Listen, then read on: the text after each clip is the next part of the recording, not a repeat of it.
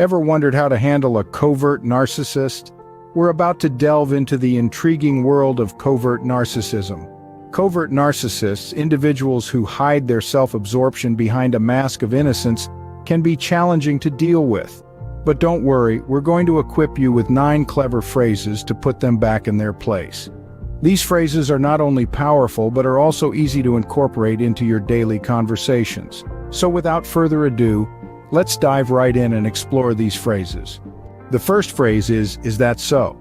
This simple yet powerful phrase can be your shield against covert narcissistic behavior.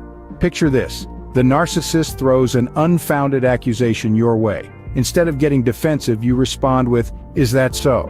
This shows your skepticism without escalating the situation.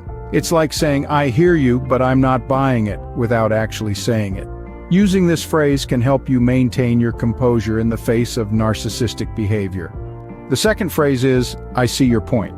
This phrase is a masterstroke in maintaining composure when dealing with a covert narcissist. By saying this, you're acknowledging their viewpoint without necessarily agreeing with it.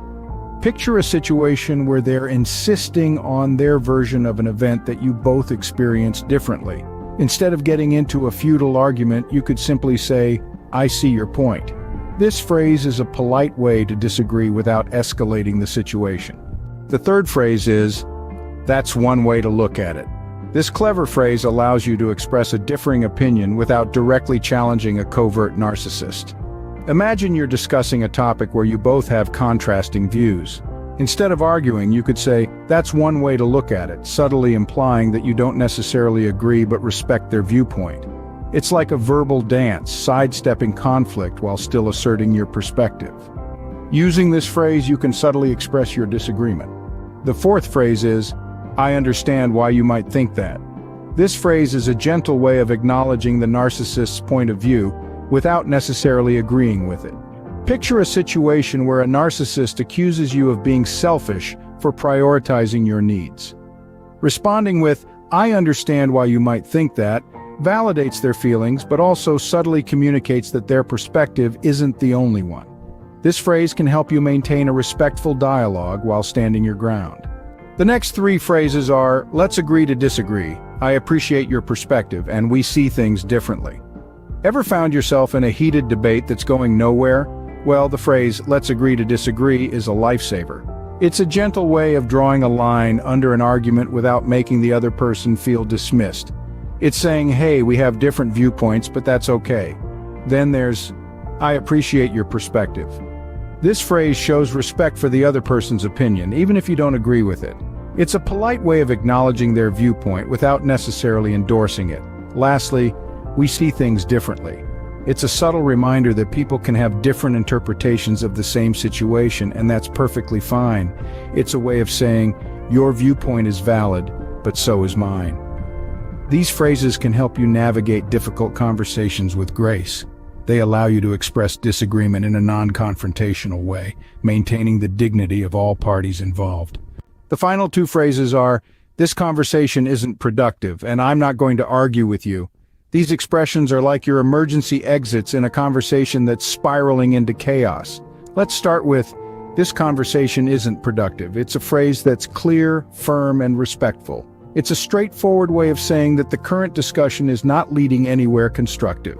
Imagine you're in a situation where someone is repeatedly trying to undermine your perspective without any valid points. Instead of getting riled up, you calmly state, "This conversation isn't productive," and move on. Now, the phrase, "I'm not going to argue with you," is a powerful tool. It's a declaration that you're not going to participate in a futile back and forth. Say you're dealing with someone who's insistent on pushing their narrative, despite your attempts to bring reason into the conversation. By stating, "I'm not going to argue with you," you're stepping out of the emotional tug-of-war and maintaining your peace.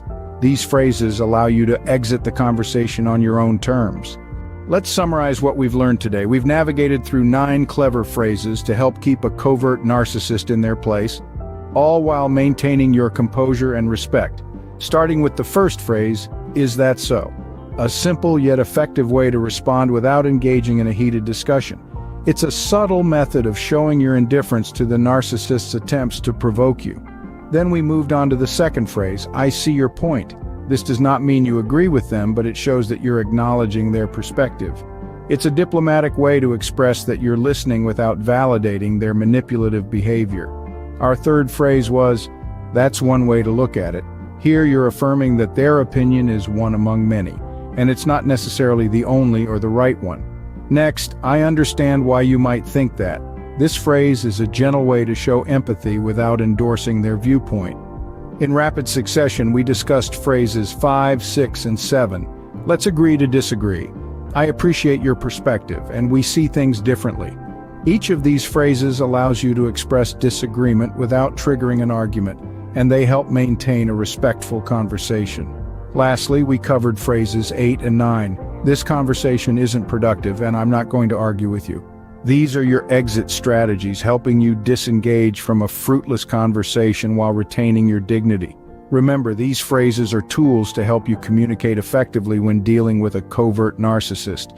The aim isn't to win the conversation, but to protect your emotional health and self-respect.